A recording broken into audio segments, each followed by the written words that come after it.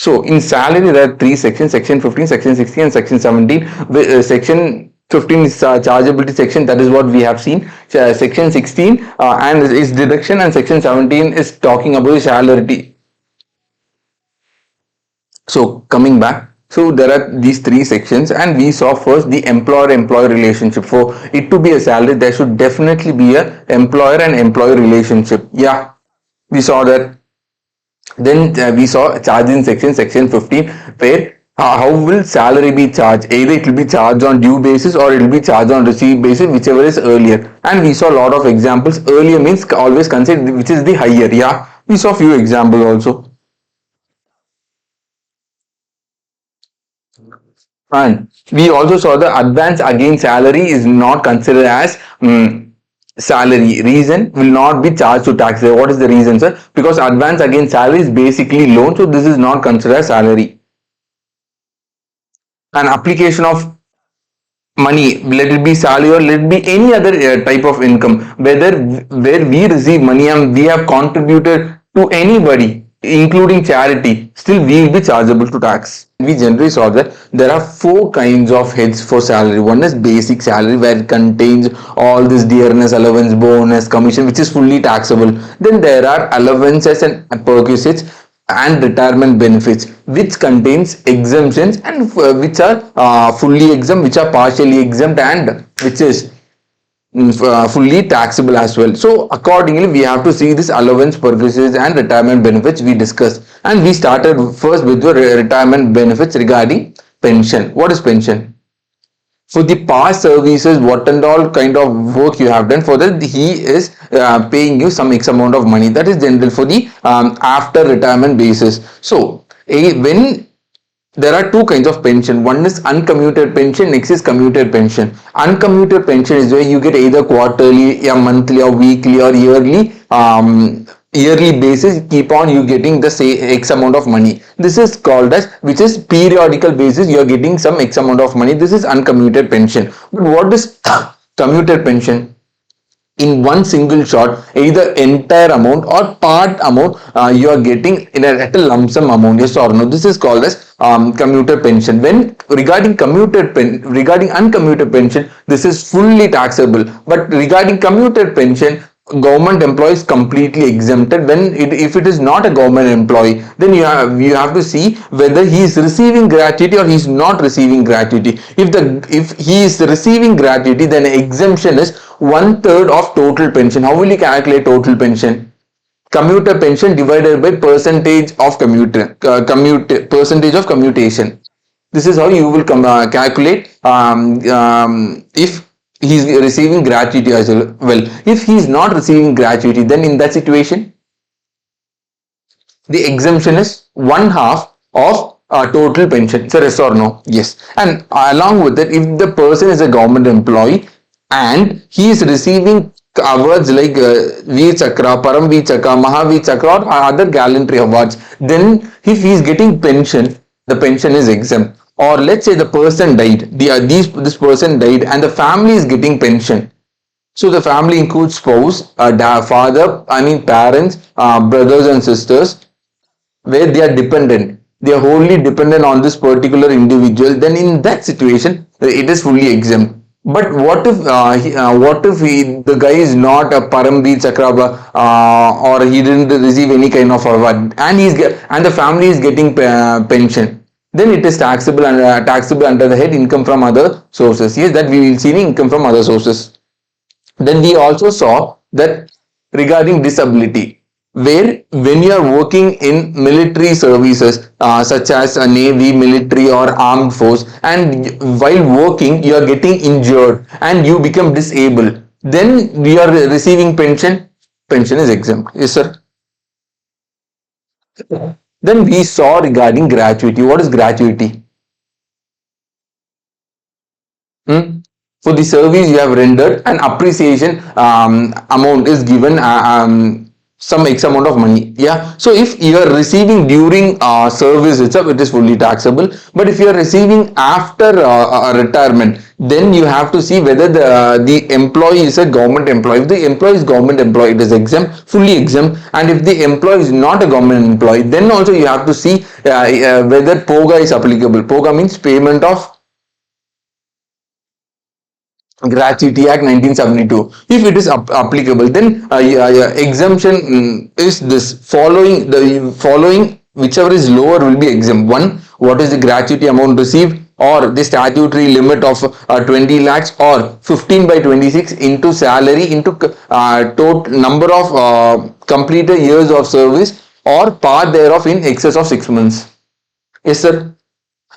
Yes, and in this salary includes a basic salary plus dearness allowance. But when if POGA is not there, if POGA is not there, then gratuity received X amount of money, or 20 lakh rupees statutory amount, or one half into average salary of last 10 months. This last 10 months means forget about the month you are receiving you're retiring. Before then the previous 10 months you have to consider divided by 10. Yes, and into every completed year of service where you do not consider the part 6 months general part, and you will not consider. And especially in this, salary includes basic pay, dearness allowance in terms of employment, and percentage of commission. Yes, sir. Percentage commission on percentage of turnover. Sorry. And let's say you already received some X amount of gratuity from any other employer, then with the statutory limit of 20 lakhs, that will be reduced. For example, you receive 5 lakhs from any other employer, then from 20 lakhs it will become 15 lakhs. Then we saw regarding leave encashment. So what does this leave encashment mean, sir? Where you are receiving X amount of money because you did not take leave. In a year there will be some leave where employee can take, but instead of you taking leave, you are in the service. Yes, working. So during that during work itself, you are receiving for the leave you are not taking. Then that will be taxable, fully taxable. But after retirement you are getting, then you have to see whether are you a government employee. If you are a government employee, it is fully exempt. If you are not a government employee, then from this four exemption, whichever is lower will be considered as exemption. First, statutory limit 25 lakhs. Next, how much leave encashment amount you have received. Third, 10-month salary. Fourth, home X amount, so you have to maximum 30 days. Maximum 30 days. So for example, you are receiving 25 days leave in a year, then you have to write 25. If you are getting 30 days, you can write 30. But if you are getting 35 days, then you should still write 30 days. Okay. So 30 days maximum number of days leave minus how many leave you have taken into number of years of service you have worked in that company, divided by 30 into average salary divided by 10. Yes, in this, salary includes basic pay, dearness allowance in terms of employment, and commission on the percentage of turnover.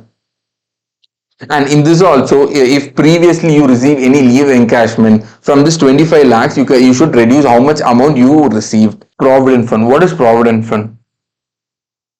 This is also one of a retirement benefit plan. Yeah. So where the employer and employee contributes in a particular fund, and interest also get accumulated. So this at the time of retirement or resignation, the employee can withdraw that contribution and interest which got accumulated, the entire accumulated balance. And by the way, now the technology has developed so much. If you dial a number, you will actually know what is the amount which is in your fund. For example, along with interest, what is your accumulated balance, final balance, closing balance? You can find it out. Okay. So what are the types of provident fund? There are four types of provident fund: statutory provident fund, recognized provident fund, unrecognized provident fund, and public provident fund. What is statutory provident fund?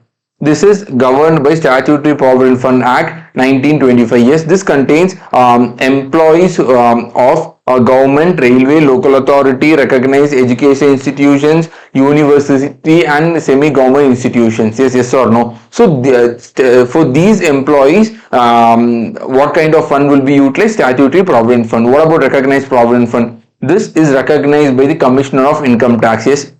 And what about unrecognized provident fund, which is not recognized, unrecognized by the Commissioner of Income Tax? And what about public provident fund? This is actually self-employed for the people, those who are not working as an employee. For them, this public provident fund, and this is as per Public Provident Fund Act 1968. Yeah. So, what is the tax treatment for all these four? What tell me about statutory provident fund? Does employer contribution is taxed? No, it is fully exempt. What about employees contribution? No, it is also ignored. But if you choose an old tax regime, you can claim deduction under section 80C. What about interest on employer's contribution? This is also fully exempt. What about interest on employee contribution? This is also exempt. Okay, sir, it got accumulated, and when at the time of retirement, when I'm withdrawing, what will be my tax for statutory provident fund? This is also fully exempt. Okay, sir, what about unrecognized provident fund? Employee contribution, this is also exempt. What about employee contribution? You have to ignore it. What about interest on employer contribution? This is also fully exempt. What about interest on employee contribution? This is also fully exempt. Okay, sir, what about at the time of retirement, I'm withdrawing the unrecognized provident fund, and in this situation, it will be taxable. Interest on employee contribution will go under income from under the head income from other sources, and employer's contribution and interest will go under the head salary. Yeah. Okay, so what about public provident fund? There is nothing called as employee contribution and interest on employee contribution. This is not applicable, and employee contribution have to be ignored, and you can claim deduction under section 80C. And interest on employee contribution is exempt, and when you are withdrawing this is also exempt. What about recognized provident fund? Up to 12% of salary is exempt for employees contribution. Yeah. And what about employee contribution? You have to ignore it, and if you are choosing old tax regime, then you can claim deduction under section 80C. Yes. What about interest on employer and employee contribution? Up to 9.5% per annum is exempt. More than 9.5% per annum, interest will get taxed. Yeah. What about when I'm withdrawing? It is fully exempt. And for recognized provident fund, I told up to 12% 12% of salary is exempt. More than 12% is tax of salary is taxable. What about the salary part? Salary includes basic salary, dearness allowance on the terms of employment, and commission on the percentage of turnover. Yes or no? Yes. And regarding interest on employee contribution for, oh God, I did not write this, sir. 1 minute. Interest on employee contribution for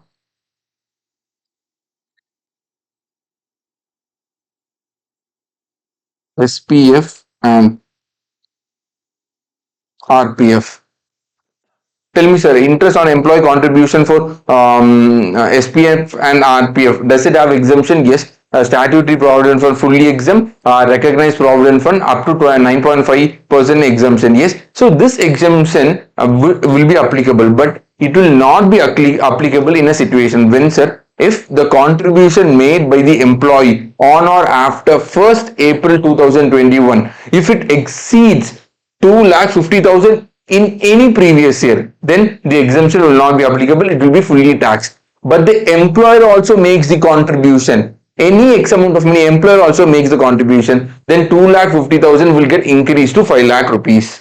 Yes, sir, in any previous year. And recognized provident fund, we told that when you are withdrawing, it will get fully exempt. Yes, the accumulated balance will get fully exempt. But this exemption will be there if you work for continuously 5 previous years. Yes, for a period of 5 previous years, the employee has to work. But let's say employee did not work for 5 previous years, but he got terminated because of ill health or the employer has closed down, discontinued the business, or due to any other cause which is beyond the control of the employee, then also it's okay if you did not work for 5 years. Yes, you can get exemption. But let's say not because of ill health, or employee did not close the business, and you also did not work for 5 years, then this accumulator balance, you have to transfer to new recognized provident fund for where the employee is working in a new employee, that you have to credit that into new accumulated balance. Yes, you have to do this, or you have to transfer to NPS, National Pension Scheme. So what is National Pension Scheme, sir? This is also a scheme which is approved by the government. This is applicable for the age in between 18 to 70, and you can claim deduction both for employer and employee. There is a deduction under section 80 CCD. Yes, but for employee contribution, you have to choose old tax regime. For employer contribution, you have to choose either old tax regime or new tax regime. This, what is the deduction? Is it 14%, or is it 10%? Everything we will see in our deduction chapter. What about Agnipat scheme? Who is an Agnipat? The young youth who have enrolled in Indian Armed Forces. He is called as Agniveer. Okay, this Agnipath has been launched in 2022, and the authorities has made a corpus called as Agniveer Corpus Fund. In this, the Agniveer, the young youth, can also make the contribution. The central government will also make the contribution. Where the central government makes the contribution will get deduction under section 80 CCH2, and the young youth, the Agniveer, makes the contribution, he'll get deduction under section 80 CCH1 if he chooses old tax regime. And what is this retrenched? And by the way, interest on the central government and Agniveer will get taxed. What about retrenched compensation? If you close down the business, or if you transfer the business to some other person by an agreement or because of a compulsory acquisition, and the employee's service has been terminated by the new employer, or he is the earlier how he was being favored, now he is not being favored, or he is not in a continuous service, he is not in a continuous service. Yes, the new employee is telling leave. If that is the situation, then what will happen? He can claim a compensation called as retrenchment compensation. Yes, so he will get a retrenchment compensation. If for this, exemption is there. What is the exemption, sir? What is the retrenchment compensation? Or 5 lakh rupees statutory limit, or 15 by 26 into average salary of the last 3 months into number of completed year of service or part thereof in excess of 6 months. If you do this calculation, you will get, whichever is lower, you will get the exemption amount. Yes, the remaining amount will get taxed. And the salary in this, the 15 by 26 in the average salary, this average salary includes basic salary, dearness allowance in terms of employment, commission on the percentage of turnover. Yes, sir. But let's say the retrenchment compensation received has been approved by the central government. Yes, then it is fully exempt. Why is central government approving? For the protection of the workmen. So the workmen, suddenly he is telling, we are removing you for the protection, for the getting of some compensation. They are saying, okay, when you are getting compensation, it is fully exempt. Yeah. And what is voluntary retirement service? If you have worked for 10 years, or your age is 40, and it does not matter what is your designation, apart from you should not be a director, apart from director you can be any designation, and the number of employees has been reduced, and after this particular employee leaves, you should not fill it up. Actually, you, instead of, for example, your employees are 120, now you want to reduce to 100. So that's why you are telling that these 10 years of employees, or who's of age 40 years, tell to leave. So those who have left, they will get compensation, compensated, called as voluntary retirement compensation. Yes, sir. And those who left should not work in different branch or in the same management. Then in this situation, you can get compensation. So when you get compensation, you will get exemption also. What is the exemption? What amount compensation you are receiving, or 5 lakh rupees, or last drawn salary into 3 months into number of completed year of service. This is one. Or last drawn salary into how many number of months balance left for the service. In these two, whichever is higher, so that amount, so that amount, and these three, so when you do whichever is lower, that will be the exemption amount. Yes. And for few employees, it is fully exempt. What, who and all? Government employees, local authorities, cooperative authority, authority established under central, state, or provincial act, IIT, Indian Institute of Technology, institution of management, which is notified by the official gazette, institution through importance through India or through state, which is also notified by the central government, any public sector company or any other company CG specifies. Yes, sir. And regarding the last drawn salary, what will be the salary? Salary is the basic salary, dearness allowance, and dearness in terms of employment commission on the percentage of turnover. Yes or no? What is called as approved superannuation fund? This is also approved by the Commissioner of Income Tax. What is the tax treatment? Employee contribution, they'll ignore it, there will be a deduction of 80C. Interest, you will get exemption. Employees contribution is exempt, and it is also up to 7,50,000 per annum is exempt. We'll see this a little later. Then payment of balance at the time of retirement is also fully exempt. What about unapproved superannuation fund? For this, see unrecognized provident fund treatment. Sir, what is allowance? What is allowance, sir? Sir, allowance is a way that employer gives you some X amount of money, some fixed X amount of money. Keep it. The expense may be more of what he is giving, or expense may be equal to what he is giving. Yes. So accordingly, income tax department is not saying that we will say these kinds of allowance only you have to give. No, employer can give any X amount of allowance, but only for few allowance there is exemption. Yes. So one, there are lot of allowance which is fully taxable. There are few allowance which is fully exempt, and there are few allowance where it is partly taxable and partly exempt.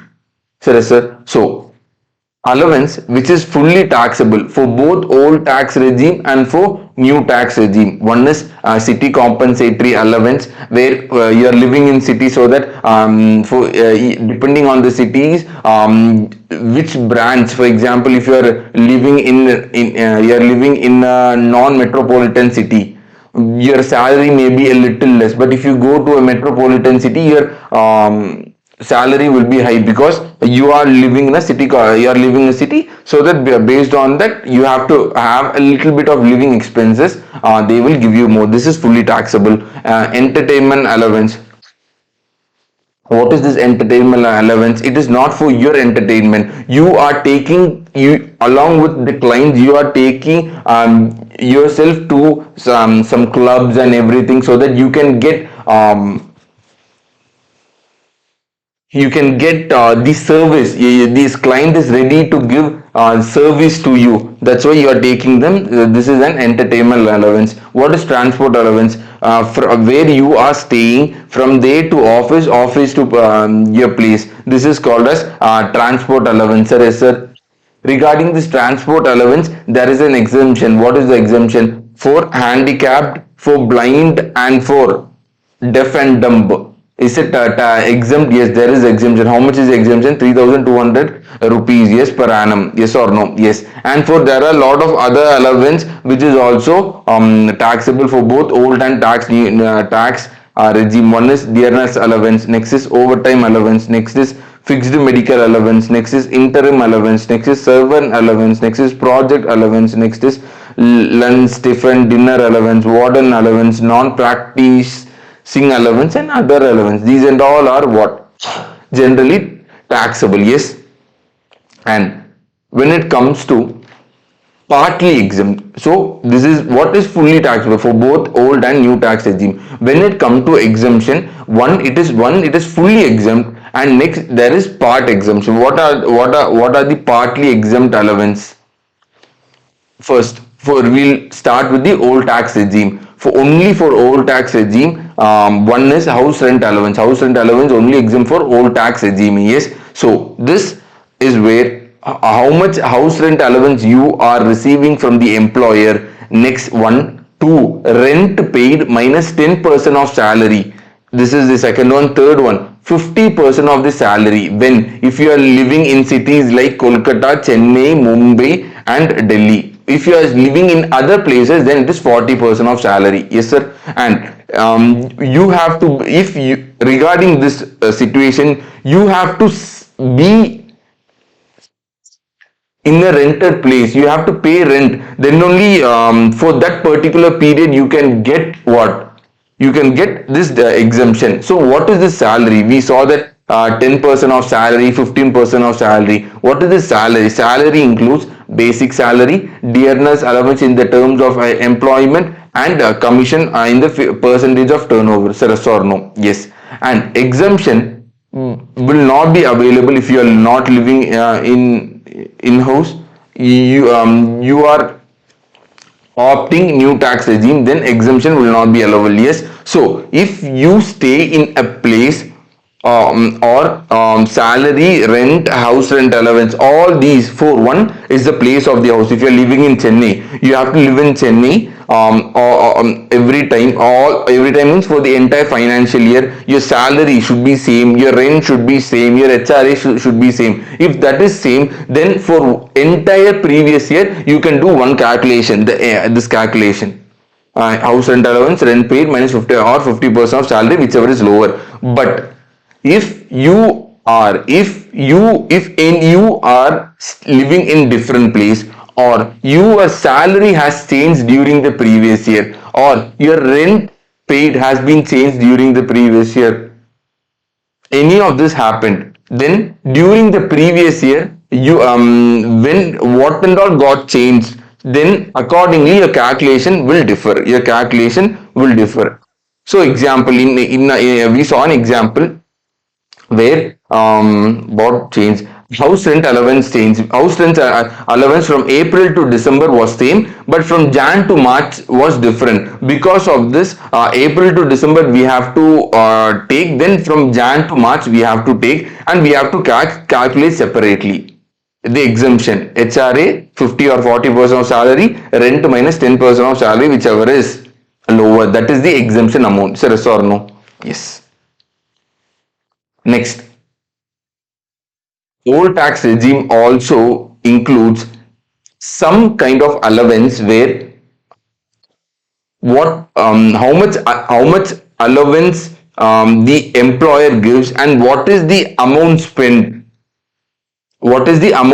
whichever is lower will be exempt. Such as one is helper allowance. Somebody is helping you in your service. This is one situation. Next is uniform allowance. In a year, the employer will give you a uniform allowance, so that if any damage occurred in your uniform, you can either exchange it, or you can maintain, you can sue it. Yes. Next is research allowance. What is this research allowance? You are doing educational and research, so that this helps in encourage the training purposes. This is called as generally research allowance. Yes, if any of this you do, and you're getting allowance. So what is the amount spent and what is the allowance? Whichever is lower, that will be the exemption. Yes. Next one, for old tax regime, children allowance is there. What is the children allowance? 100 rupees per month for per child, maximum two children. Maximum two children. Next, hostel allowance 300 rupees per month per child for maximum two children. Yes, this is for what? This is also for old tax regime. Yes or no? Yes. These and all are fixed allowance. These and all are fixed allowance. Next, if you are living in hill area, 800 rupees per month. But if you are in a Siachen area of Jammu and Kashmir, that is also a hill area, then 7,000 rupees per month. If you are in a border area allowance, 1,300 rupees per month. If you are doing a field area, if you are working in a particular compensatory field area, then it is 2,600 rupees per month. But it is other than what these and all are notified places, but other than those notified places, then it is 1,000 rupees per month. And tribal area or scheduled area, it is 200 rupees per month. And underground allowance, where you're working under the mines, then it is 800 rupees per month. Sir.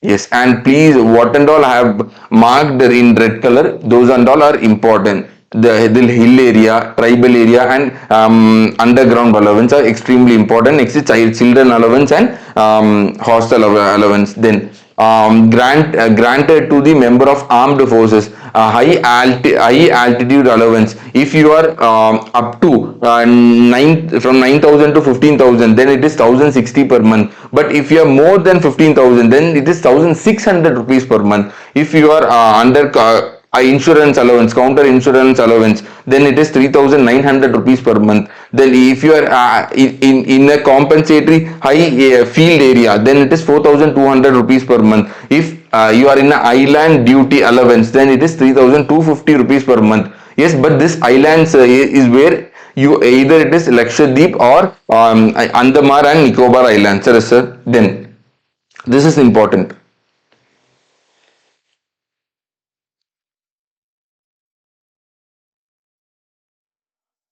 Where you are working in a transport system. So for you, maybe you have to work for 1 day or 2 day. So you have to travel, but during the entire travel, you have to drink water, you have to have food, you have to stay in a place, hotel. All these expenses, all for all these expenses, you are in a duty, but you still have to do all these expenses, so that if you are not getting daily allowance, then 70% of the allowance or maximum 10,000 rupees, per month. Sir, this is the running allowance for this, for only for old tax regime up to this. Yes. Now for both old and new tax regime, one is conveyance allowance. What is this conveyance allowance?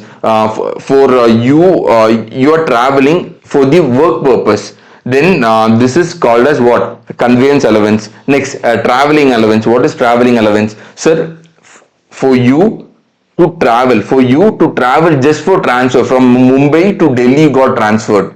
Yes, so that this includes for packaging, for transporting of your personal items, all this for transfer purpose. There is an allowance. Next, a daily allowance. Daily, for example, 100 rupees, 200 rupees, the employer can give. So all these, what and all amounts you have spent, and or what is the allowance you got, whichever is lower will be exempt.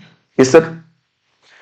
Now we'll go into fully exempt allowance. What is as per old tax regime, if the allowance received by the high court or supreme court judge is fully exempt, and or the sumptuary allowance which is given to the high court judge is also fully exempt. And also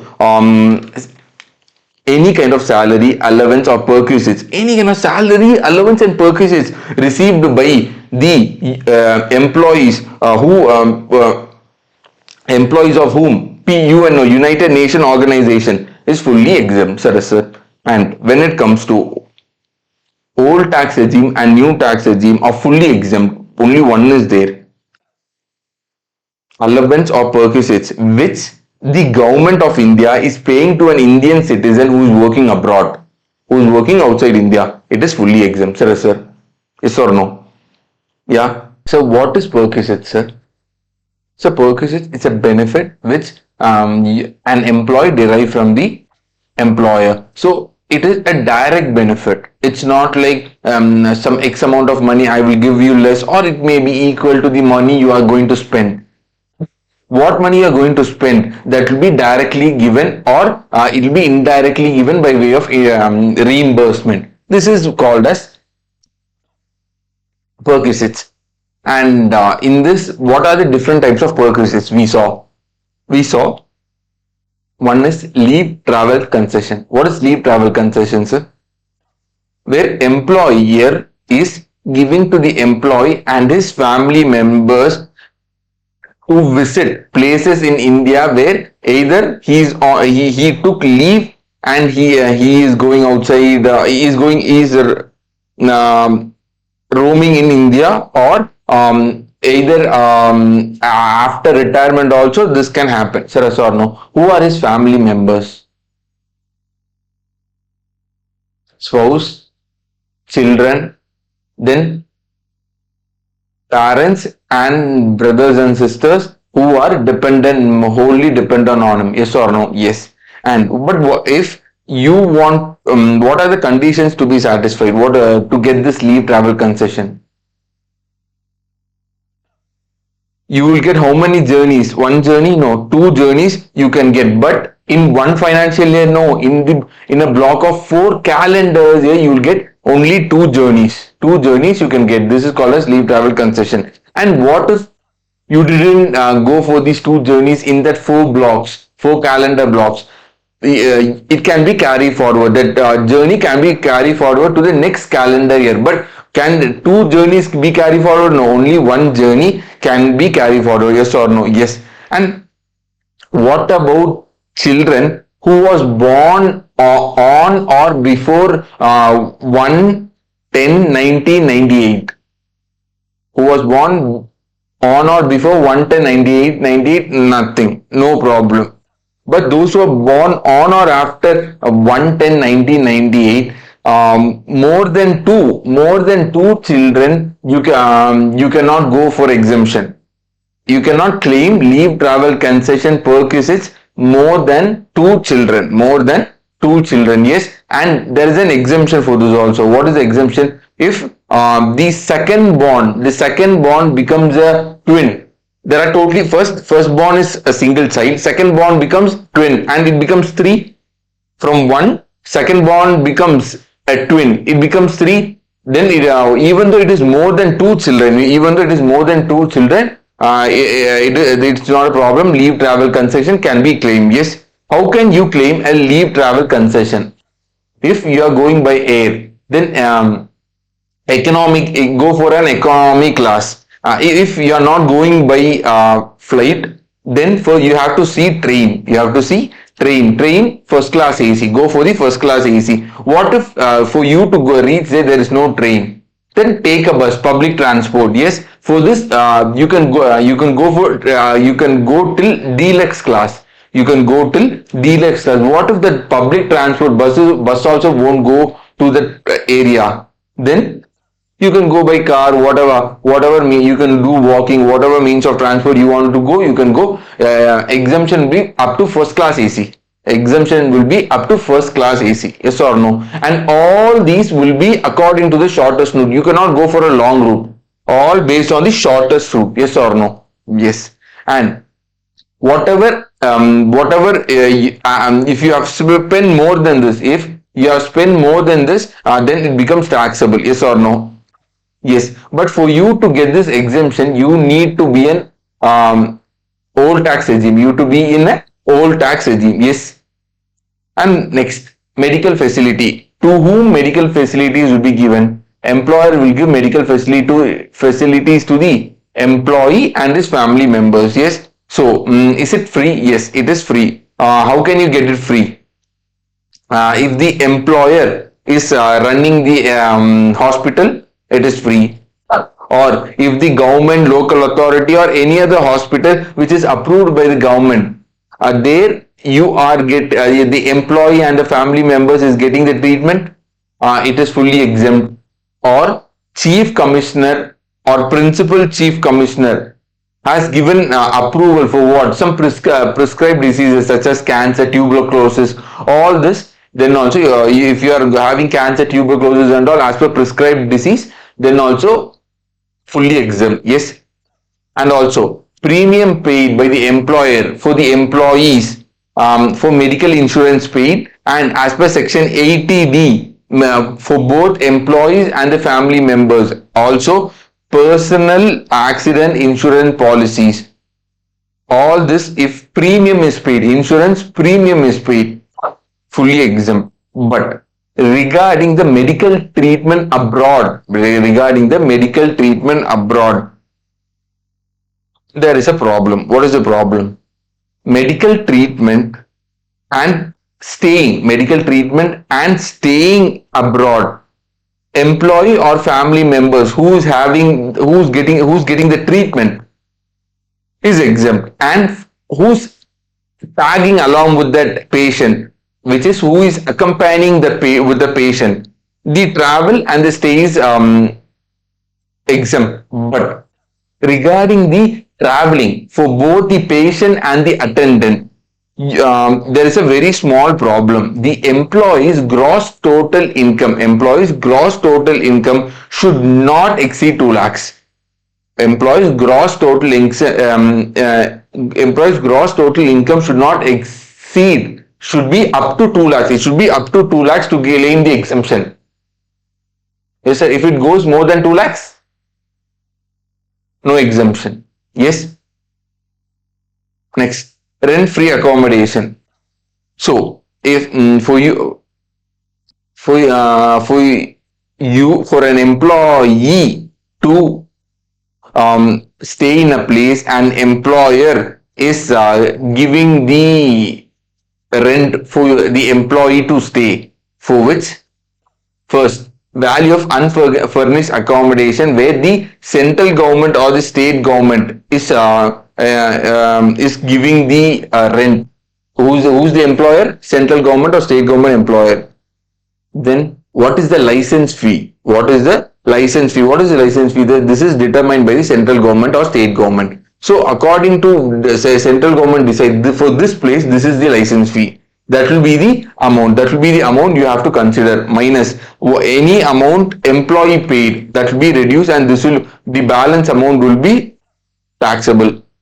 But if the employee is not a government employee, then you have to see what is the population of that particular city as per census taken in 2001. Yes, is it up to 15 lakhs, or is it up to 40 lakhs, or is it more than 40 lakhs? If it is up to 15 lakhs, 5% of salary. If it is up to 40 lakhs, 7.5% of salary. If it is more than 15 lakhs, if it is more than 40 lakhs, 10% of salary.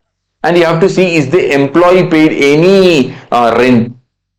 If he paid, then you have to minus. The remaining becomes the taxable perquisites. Yes. What if the employer did not own the property? Then whatever rent the employer paid, or 10% of salary, whichever is lower, will be considered. Minus, if the employee paid any rent, that will be reduced, will be the taxable value of perquisites. Yes. What if the employee is staying in a hotel? Then directly not 10% of salary and all, directly 24% of salary, or the rent paid, whichever is lower. Yes, minus rent actually paid. Sir, and let's say the employee has transferred from one place to another place. Because of that, he has to immediately transfer. So the employer has given him an hotel. So up to 15 days for him to stay, no tax, nothing, no taxable perquisites and all. If it exceeds more than 15 days, then only all these provisions will apply. So if the person he's transferring from one place to another place, and the period of stay is up to 15 days, he is staying in the hotel, then nothing is taxable. Yes. And we saw 24% salary, 10% salary, 7.5% salary, 5% salary and all. So what is this salary? What will be the salary amount? Basic salary, dearness allowance in terms of employment, bonus, taxable allowance, commission, and other monetary income. But this other monetary income will not include any perquisites or employer's contribution. Yes. And what about value of furnished accommodation? First, you have to calculate value of unfurnished accommodation, which we saw above. Then, value of furnished accommodation. What if the owner owns it? If the owner owns the any AC, fridge, and all, whatever, what and all his furniture is providing, 10% of the original cost will be taken. But if is paying rent, if the employer is paying rent, then the rent charge will be taken. That will be taken minus if employee pays any rent for this, that will be reduced. The remaining becomes taxable. Yes. And sir, for the you are transferring. Let's the employee is transferring from one place to another place. Yes, so that for the first 90 days, where he's staying in the old place and where he's staying in the new place, till up to 90 days, if he because maybe his family member is staying in the old place and he is staying in this new place, then in this situation up to 90 days you will see which is more taxable, that you will ignore, which is less taxable, that only, whichever is lower, which the new place or the old place, which is lower rent, that will be considered.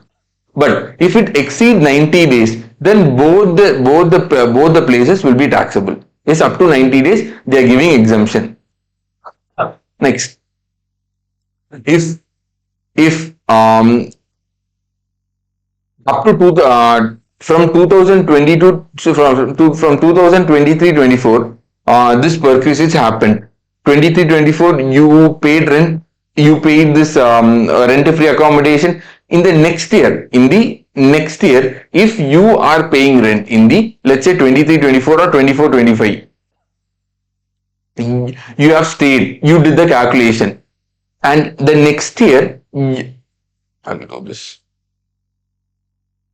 23-24, you did the calculation.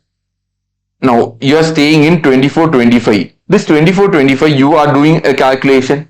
Yes, this amount where you have calculated all this calculation, whatever you did, this amount should not exceed. This amount new calculation should not exceed whatever you did. This amount you calculated na, this amount into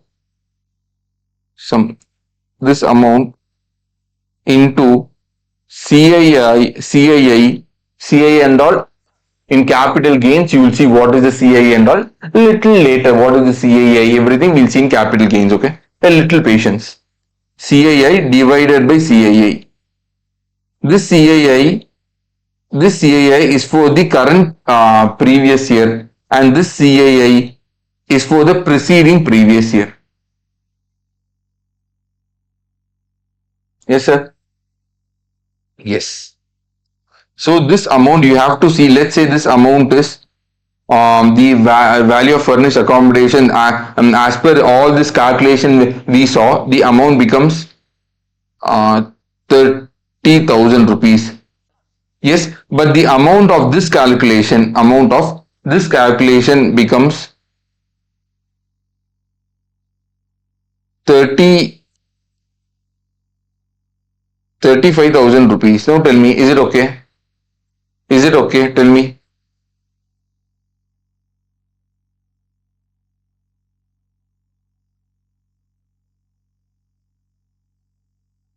It's okay, right? Because this is not exceeding. 30,000 is within 35,000. No problem. But if this becomes actually 40,000, because then this 40,000 is more than 35,000. Yes or no? This should not happen. Then in this situation, you should take for this year not this amount, but this 35,000 amount. Yes. So what is motor car benefits as a perquisite? So this perquisite benefit is given to specified employees. So yes or no? Yes. But this can be given for official purpose can be used for partly official, partly private, or fully private. Yes, if it is given for fully official, fully exempt, nothing taxable perquisites, no perquisite happen because there is no benefit. But if it is given for, let's say, um, partly official or partly private or private, for this there is benefit. Yes, there is benefit for the employee, so this becomes a perquisite. For this, how will you calculate? First, who is the owner of the car? Let's say employer is the owner of the car, and employer also spends the money for this expenses for using the employee to use the car. Employer is spending. In this situation, if it is used for partly official and partly private purpose, then you have to see the car, it is up to 1600 cc or not. If it is up to 1600 cc, 1800 per month, yeah, is the value. And if it is more than 1600 cc, which is more than 1.6 liters, then 2400 per month you have to calculate. And if the driver is also there, then in the situation 900 per month you have to additionally add. But if it is used only for private purpose, then in this situation, what is the actual cost, which is running and maintenance expenses, that you have to add, plus if driver is there, 900 rupees per month, that you have to add. Third one, because you are using it, the value of the car reduces, so the 10% of the actual cost, that also add. Yes, yes. And if the employer is the owner, but the expenses is made by the employee, then in this situation, if it is used for partly official and partly private purpose, what is the actual cost minus, if the car is up to 1600 cc, then 600 per month. If it is more than 1600 cc, 900 per month. But if it is used for private use only, then in this situation, what is the 10% of the actual cost, normal wear and tear, that you have to take. Yes. And if you are salary of the driver is there, 900 per month should be added. But now in third situation is where employee is the owner and employer is making the spending. In that situation, what is the actual cost minus 900 per month? Reduce it. The remaining amount will be the taxable perquisite. Sir, yes. What if the employee is the owner and of the car and the employee is spending expenses? What is the benefit? No benefit. In the fourth situation, there is no benefit. Employee is the owner, employee is spending, no benefit. And if it is motor car is used for official purpose, then in this situation it is not a perquisite, but employer has to give a certificate. This is purely and purely for official purpose, and employer has to maintain the logbook, that from where to where he has made the journey, what is the petrol expenses and everything. A particular record has to be maintained. Yes. And what if the employee gets more than one car? Then for the first car, you have to do this calculation. The employer is the owner, employee is spending it, and it is used partly for official and partly private purpose. And if it is the remaining cars, let's say the employee is getting 3 cars. For first car, you have to do partly official and partly private. And second is where employer is the owner, employer is spending expense, and which is used for private use, only for private use. This you have to do the calculation. Sir. Yes. And regarding domestic servants, if the employer is giving them sweeper, gardener, watchman, or personal attendant to whom? To the specified employees, then whatever expenses that will be taxable in the hands of specified employees. Yes or no? Yes. And what about gas, electricity, and water? If employer is giving them those facilities directly, then this can be given only to specified employees. But if the employee is fixing all those and employer is reimbursing it, then this can be given to all the employees. Yes. But regarding this, to the specified employees, if the employer is the owner of this gas, electricity, and water, what is the manufacturing cost? That will be the amount. Only if he is the owner, if the employer is the owner. Yes, sir. Next, educational facilities. Employer is giving educational facilities such as school fees to the children or the member of the household. Then in this situation, if it is given if he is the owner of that school, who employer, or employer is sponsoring that school. In this situation, what is the cost of the employer minus whatever amount the employee is giving, that you have to reduce. And if the value for each child is 1000 up to 1000 rupees per month, then it is not a taxable perquisite, it is fully exempt. But apart from this, if any situation comes, what in similar locality, what is the cost of the education, that you have to take as the taxable perquisite minus any amount the employee gives, that you have to reduce. Next, free transportation. Let's say the employer business is he is running the transportation businesses. Yes, for the goods or passengers. In this situation, employer is giving employee or member of the household to go somewhere here and there. Yeah, yes, in this situation, to the public, what is the value for that service, that will be the that will be the amount of taxable purchases minus what and all amount has to be reduced if the employee gives some amount. And if the employer is the airline or railway, he's running airline or he's running the train railway, then in this situation it is fully exempt. And let's say interest, employer is giving loan to the employee or member of the household. Yes, then in the situation, what will be the calculation? What is the loan outstanding at the end of each month into interest rate? Interest rate, what is the SBI interest rate at the 1st April of the previous year minus what is the employee has given interest rate. Let's say SBI interest rate on 1st of April is 9% minus 5% is the employer giving interest. So what is the difference? Difference is 4%. So this 4% will be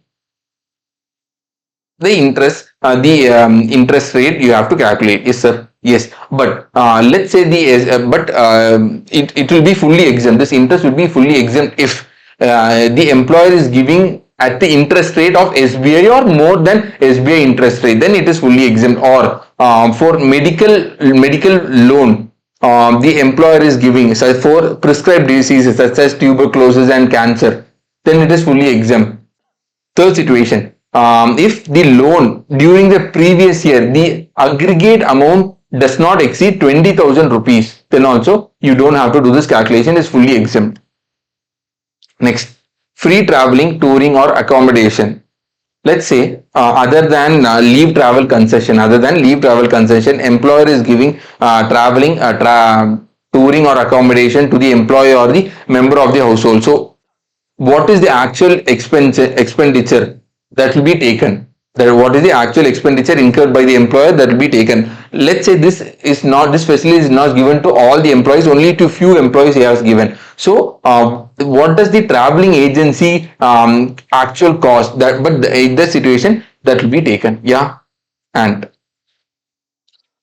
if the employee is going for official purpose and the employee's household is accompanying along with the employee, this additional cost, because the member of the household is spending for the is going along with it, and the employer is also spending for this will be perquisites. Next, food, non-alcoholic beverages, employer spends. Yes, then what is the actual cost minus what is the amount given by the employee to the employer, that be reduced. But few things will not be taxable. One, if it is given during working hours. Two, tea or snack breaks, or if off some offshore place he is working, for doing some installation work, it will not be there.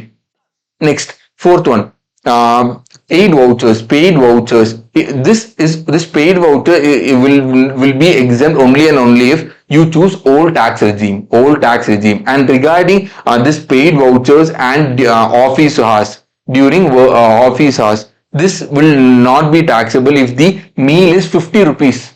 Per meal is 50 rupees, then it will not be taxable.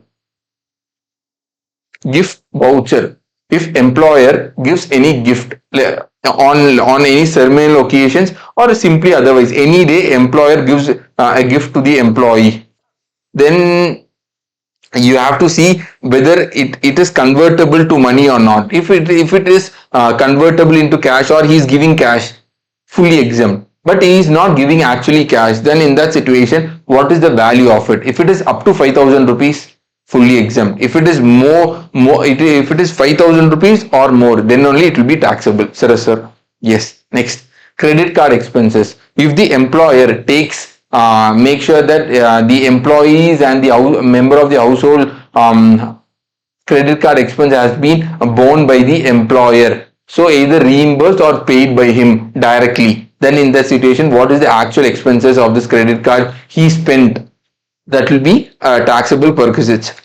But if it is used for official purpose, then will it be considered? No, it is not a perquisite. But for that, a certificate has to be given by the employer, and he has to maintain a book register. In that, what is the date, what is the nature of expenses, everything has to be maintained in that record. Next, club expenses. Employer gives club expenses of employee or member of the household. So what is the actual expenses incurred, that has to be taken. But if the initial fee for corporate membership or health, sports, all these membership fee, this is fully exempt. And club expenses used for official purpose is also fully exempt. For this, certificate of the employer and a record has to be maintained, that what is the fees, what is the nature of the expenses, and what kind of business has been made.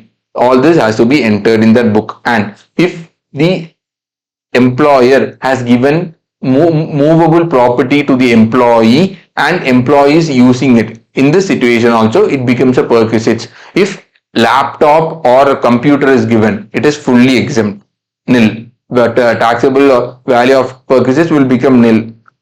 But if movable property is given,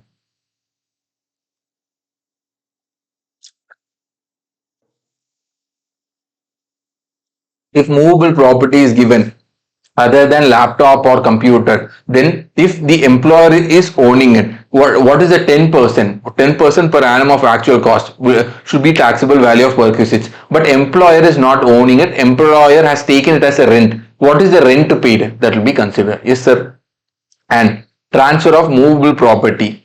The employer has purchased it and now transferred it to the employee. Let the employee own it. Then if any computer or electronic items has been given, 50% of the WDV. If the employee has completed each how much years of service, that has to be considered. Motor car, 20% on WDV. Other assets, 10% on SLM basis. And last one, any other benefit or amenities or service given, what is the cost minus how much amount recovered? Yes, sir, 1 minute, I'll write a note.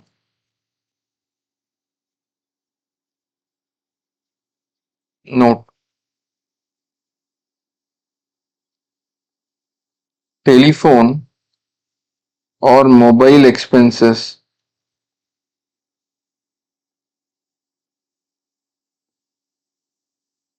as benefit to employees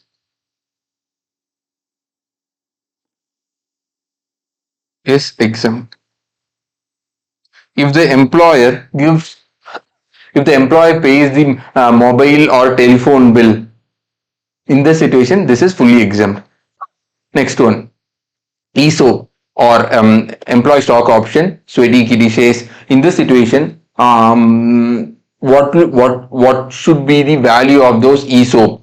If the employer gives ESOP to the employees or sweaty kitty shares, one, fair market value of the security minus any amount the employee gives to the employer. How much amount has been recovered, that has to be reduced. Now, what is the fair market value? If the equity shares are listed, then average of opening and closing price on date of exercising the option, if it is listed on one recognized stock exchange, we have to see. Yes, sir. Let's say opening price is 100 rupees on the exercise date, and closing price is 200 rupees. So 100 plus 200 average you have to take divided by 2, which comes to 150. Sir. Yes. And if it is listed in more than one recognized stock exchange, then opening plus closing divided by 2 you have to take. Yes. Let's say they have listed in two recognized stock exchange, same you have to take for the second recognized stock exchange. Now you have to see how many number of transactions have happened in each of the recognized stock exchange. Which has the highest number of volume of transaction trading, that has to be considered. Yes. Yes.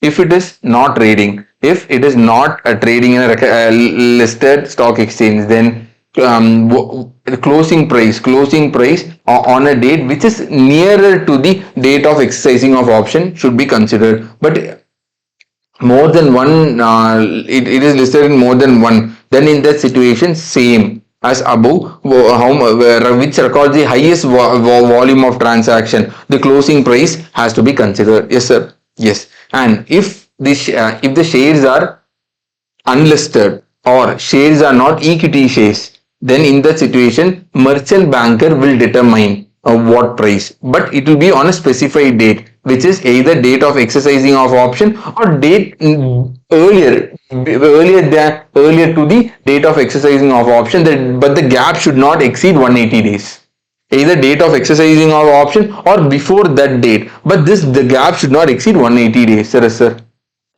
Tax to be paid on the date of exercising of option. And but if it is a startup, then in that situation the assessment year, the assessment from this, let's say the 5th August 2025 is the year. From this assessment year you have to take, which is 26-27, which is 5th August 2025, the previous year 25-26, the assessment year becomes 26-27, 48 months, which is 2 years, so which becomes 29-30. Either this, or if they have sold the security, let's say they have sold the security on 28 29 previous year, that you have to take, or the assessee stopped being the employee, then in this, let's say this has happened on 32-33, in this either whichever is earlier, in these three whichever is earlier, in our example 28-29 is the earlier, so in this 28-29 you have to pay tax. Yes sir. And the contribution made by employer regarding specified fund such as approved superannuation fund, recognized provident fund, and national pension scheme. This three fund, if it exceeds 7,50,000, if it exceeds 7,50,000 in these three aggregate amount, then the difference becomes taxable. So let's say the approved superannuation, in our example approved superannuation fund 2 lakhs, recognized provident fund 3 lakhs, and national pension scheme 4 lakhs, totally 9 lakhs. This exceeds how much? Does it exceed 7,50,000? The remaining 1 lakh, the difference 1,50,000 becomes a perquisite.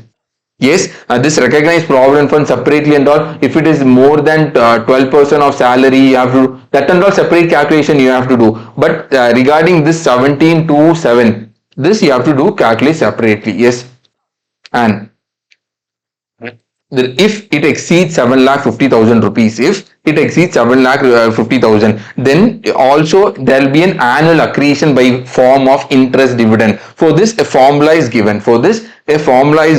What is the formula? TP is equal to PC divided by 2 into R plus PC1 plus TP1 into R. In this, what is TP? Taxable perquisites. Okay. So if you want to find what is the interest dividend of this, if it exceeds 7,50,000 rupees, then interest will accrue. What is this called as? Annual accretion. Yes. So for this, you have to find TP, taxable perquisites. For this, first you have to find what is PC. First one is PC. What is PC, sir? What principal contribution which exceeds 7,50,000? How much amount it has exceeded? In our example, amount is 9 lakhs, which exceeds 7 lakh 50,000 exceeds the difference amount. How much? 1 lakh 50,000 rupees. This is PC. This is PC. Sir. Yes. Then divided by 2. So 1 lakh 50,000 divided by 2 into R. I'll tell you what is R. Next. PC1. What is PC1? From 1st April 2020 or onwards, 1st April 2020 or onwards, you have to aggregate the amount from 1st April 2020, 21, 22, 23, like that you have to aggregate, and but you should not consider the current previous year. What is the current previous year? This one, 1,50,000. That apart from that, let's say a current previous year is 24, 25. So 20, 21, 21, 22, 23, 20. 22, 23, 23, 24. You have to take, but you should not take 24, 25. For PC1, yes, this you have to take the difference amount which exceeds 7,50,000 rupees. This is PC1. What is TP1, sir? TP1 is from 1st April 2020, not the current previous year. Like the say, how will you calculate PC1 regarding the period? Same. Yes, from 1st April 2020 onwards, but you should forget up to, you should not consider the current previous year. Yes. What is the taxable perquisites of those previous years? So you have, so let's say 20, 23, 24, 24, 25. The 24, 25 is the current previous year. 23, 24, there was this TP we calculate in 23, 24, which is, let's say, is 8,000 rupees.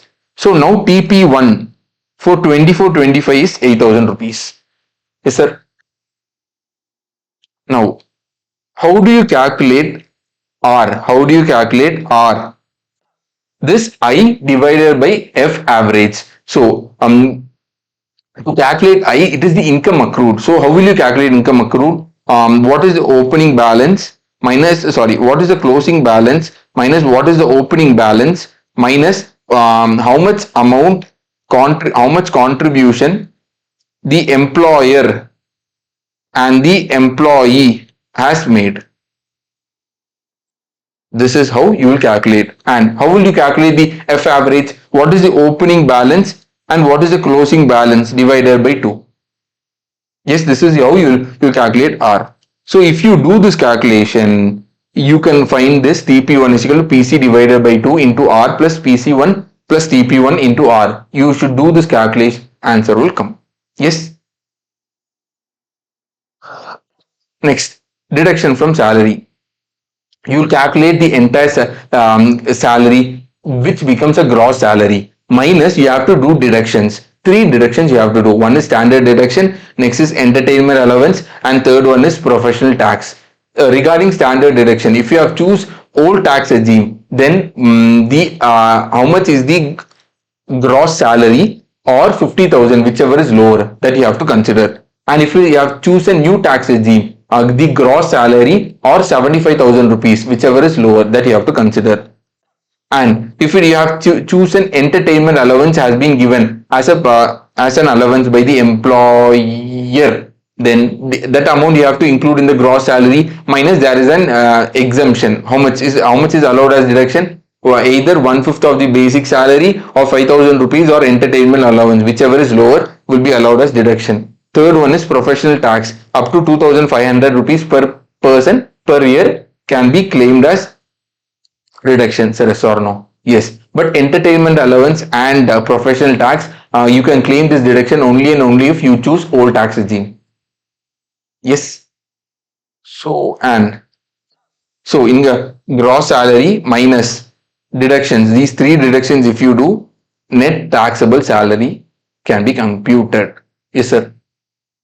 This is what is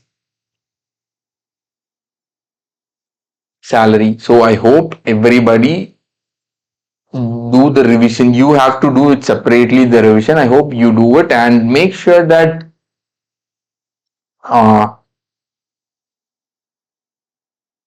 please study well. Please study. You, sir, I have explained to you each by each concept has been written. Each concept has been explained. Yeah, so I hope you guys do the revision. Your revision is extremely important. I have done my revision. Now you have to do the revision. Yes, good.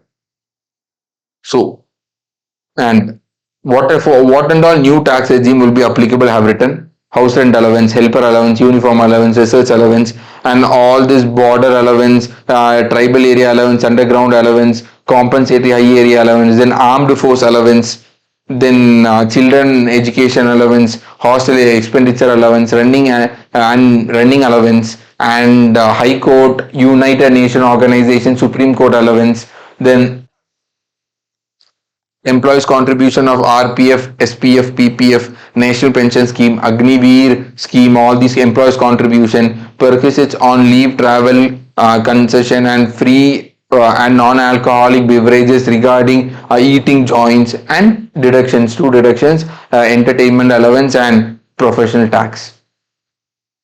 Yes.